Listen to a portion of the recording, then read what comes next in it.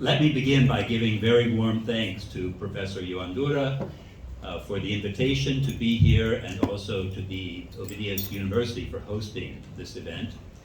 I want to extend greetings to everyone here as well from my own center at the Catholic University, the McLean Center for the Study of Culture and Values, and on behalf of the Council for Research in Values and Philosophy, our international network of scholars, which I invite all of you to look into through our website, crvp.org, and consider possibly taking part in some of our programs. I want to talk today about the relationship between peace, our central theme for today, and ecology. And I'll be drawing in part on recent developments in the Catholic, but more broadly, Christian sphere of activism on peace issues, and then at the same time, what I would describe as a global development I think of as the greening of the world's religions. So I'll try to fit in 20 minutes, 10 theses about human dignity, moral ecology, and just peace.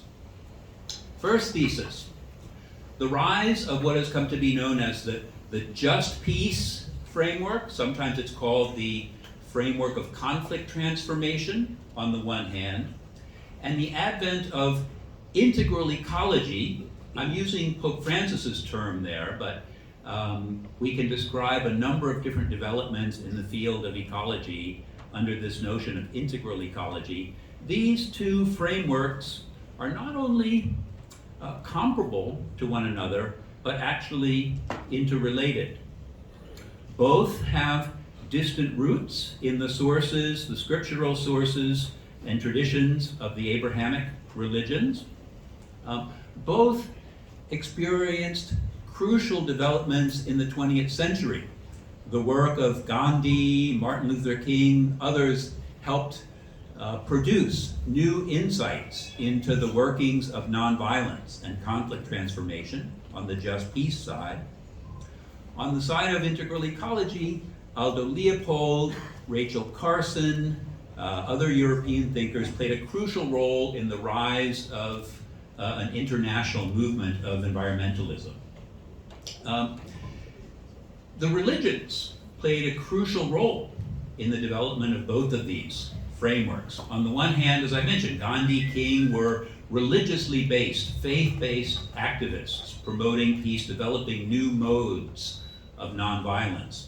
And on the other hand, as I alluded to, we've been able to observe over the last 50 years a global process of the greening of world religions. The Catholic tradition has been involved with this, but really the Orthodox tradition has been a leader in turning religious resources to questions of ecology. On the scientific side, peace studies, people like Johann Galtung, other scholars of conflict transformation like Jean-Paul Lederach have led to a renaissance in scholarly understandings of peace.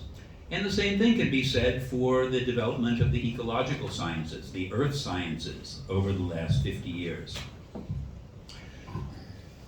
I want to conclude this point by saying that religious peace building and integral ecology are by no means separate frameworks, separate areas of development. In fact, they're very closely integrated with one another. And peace depends on appropriate relations with the earth, and of course, ecological progress depends on limiting war, which is one of the great threats to ecological integrity. Second thesis, just peace, integral ecology reinforce one another because these two areas of human endeavor are intersectional. What do I mean by that? One way to look at it is negatively. Discrimination, hierarchies of race and gender, economic exploitation, and the related threats to peace, the related processes of organized violence contribute to and exacerbate ecological problems, and vice versa. As Pope Francis put it, the cry of the earth and the cry of the poor are interrelated. They're interdependent systems of disadvantage and harm. However, we can think of the system of discrimination and organized conflict and the system of ecological relations as subsystems in one overall ecological system in which there are feedback loops connecting them. This is the idea of integral ecology. I'll say a little bit more about that. The success of working against these kinds of pathologies and working toward justice and peace in any one of these subsystems depends, it follows, on a comprehensive or integral approach that recognizes how peace and ecology interpenetrate one another. Thesis 3. I want to refer here especially to Pope Francis's work, our late and lamented Pope, in his encyclical letter Laudato Si from 2015, where he recontextualized the tradition of modern Catholic social teaching, which goes back to the teachings of the last Pope Leo, and works them into a broader framework to which he gives the name integral ecology. My point here is that from the standpoint of the Catholic Church, an ecological ethic is not part of a social ethic, but rather it's the other way around. Pope Francis recontextualized the Church's social teaching in the context of a broader teaching, which we might think of as an earth ethic. Within that we have environmental ecology, the way in which we treat the earth systems, economic ecology, the way in which society's economic relations draw on the earth's resources and systems, social ecology, in which the justice or injustice of human political and social relations reflects on our relation to the earth and vice versa. Cultural ecology, in which different cultures relate to one another in ecological ways. And finally, what Francis called the ecology of daily life. These are all systems that include understandings of social ethics within a broader ecological framework. If the Catholic Church, in its approach to these issues, set out the proposition in the 60s that development is the new name for peace, this was a perspective from social ethics. The more recent take in Laudato Si can be read as saying that ecology is the new name for peace. For this reason, various parts of the framework that has been developed under this name of just peace or conflict transformation, ideas like promoting right relationship in human relations, restoring relations after a conflict, promoting reconciliation, and promoting sustainability, these are all also parts of the approach of integral ecology. So these are some common principles to the just peace and integral ecology approaches. Fourth thesis. The concept of moral ecology, endorsed by Laudato Si, constitutes a new and distinctive moral theory. Here I'm turning to a moral philosophical perspective on ethics. We just heard a presentation about how toleration can be grounded through deontological and consequentialist approaches. Moral ecology represents a kind of alternative moral theory, one that draws on the dual nature, the descriptive and normative nature of both the terms moral and ecology in English.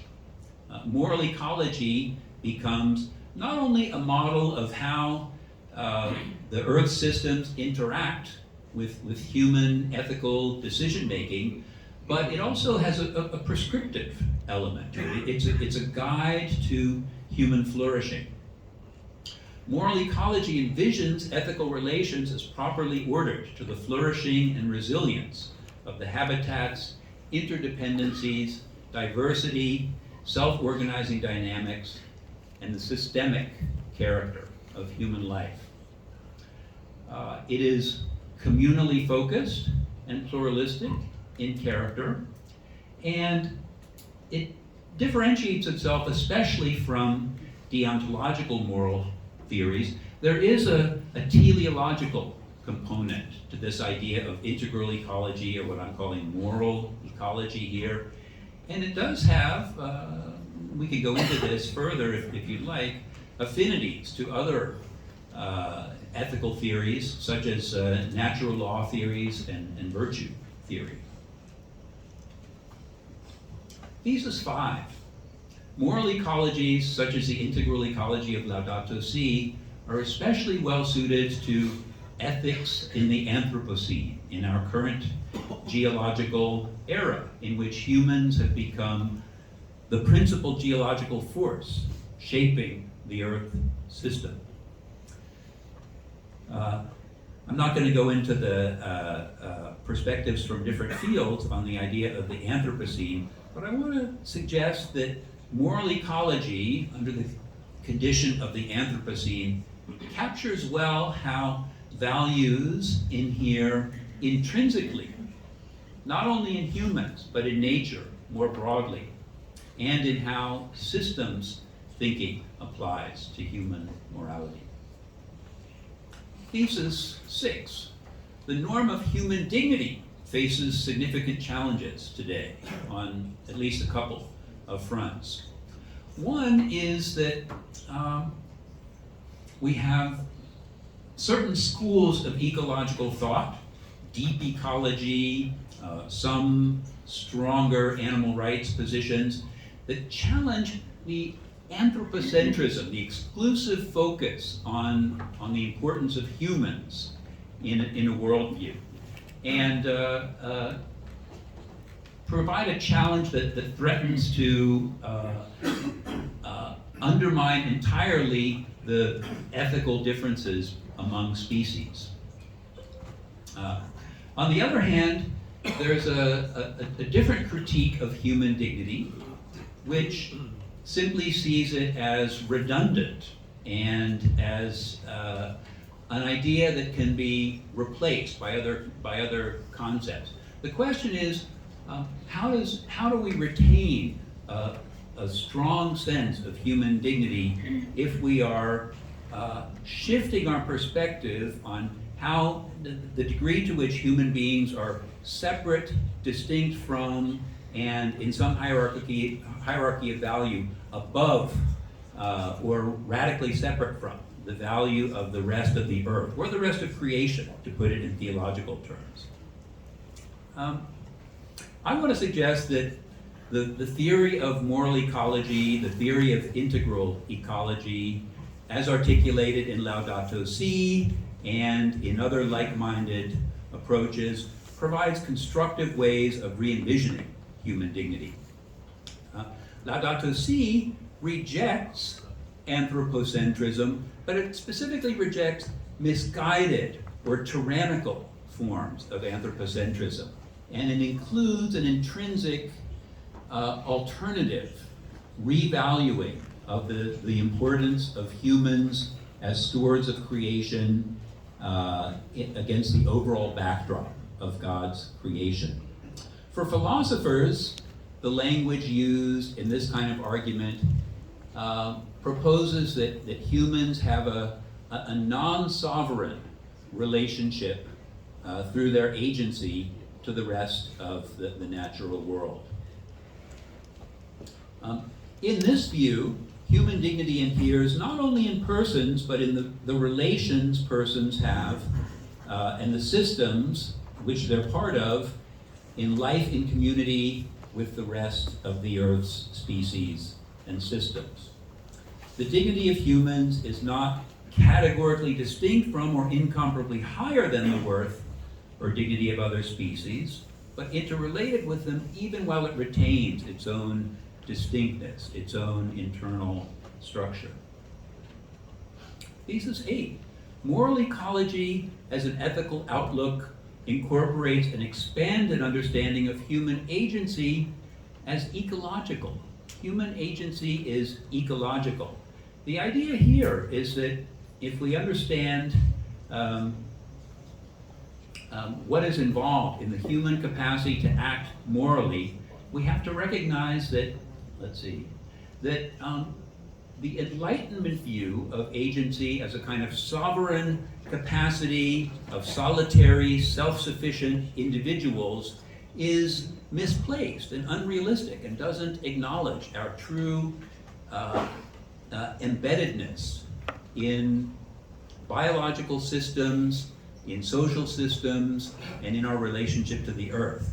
An ecological understanding of agency recognizes that we have to appreciate we can act morally only as biologically integrated bodies, full actually of microorganisms, that we are embroiled in shared linguistic and cultural structures, that we are imbricated in deep relations of social interdependence, and that we can only act through the assemblages of material objects that condition our action.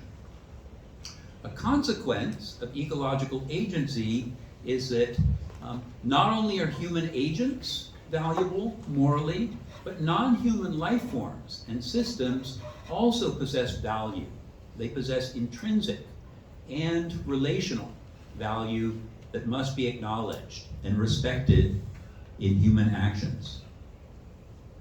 Western Christian or post-Christian understandings of what I'm calling distributed or decentered agency can be refined and deepened through dialogue and collaboration with other traditions of agency. We can find, for example, in Eastern traditions or especially in indigenous traditions through intercultural dialogue. Thesis 9, moral ecology includes an ecology of peace, revolving around the model of peace building. Not peacemaking or peace analysis, but the building over time of peace. We can find parallels to this perspective in the in ancient Chinese arguments in Moism or in early modern arguments like that of Erasmus of Rotterdam that depart from the live and let live order and harmony of nature, that understand war as a departure from a natural order. Peace building as an ecological approach recognizes that relations with the earth, economic systems, and social and cultural relations all must be integrated into comprehensive strategies aimed at dealing with disturbances and systemic imbalances contributing to violence. Deforestation, pollution can foment conflict. Mass poverty can foment conflict. Conflict, on the other hand, increases environmental degradation. These problems have to be approached together. Catholic teaching on war and peace from the standpoint of moral ecology outlines three nested levels of concern. Integral disarmament, the idea that we not only have to work at reducing weapons of mass destruction, but we have to work on disarming the heart, as Pope Francis put it.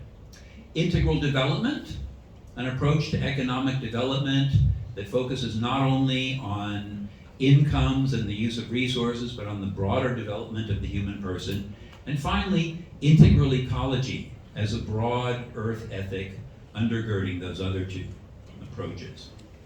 Not only nuclear deterrence, but the very possession of nuclear weapons works counter to the norms of Catholic moral ecology, and more broadly to integral ecology perspectives.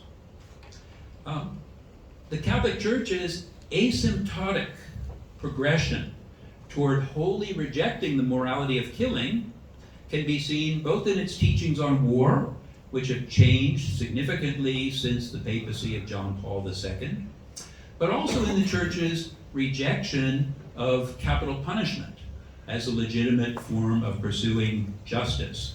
Those developments are parallel to the rise of ecological consciousness.